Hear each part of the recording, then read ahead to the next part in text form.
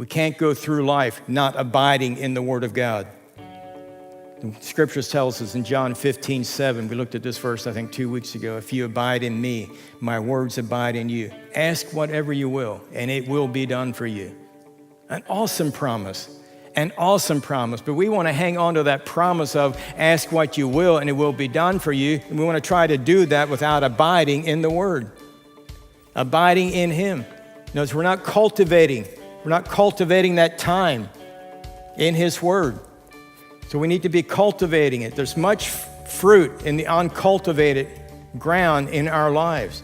We don't abide, and we expect it, but we still expect to ask whatever we want and expect Him to give it to us. Then when we don't get it, then we get mad at God, we get disappointed at God, we get offended at God, we get offended at the preacher, get offended at the church, and just say, that stuff doesn't work.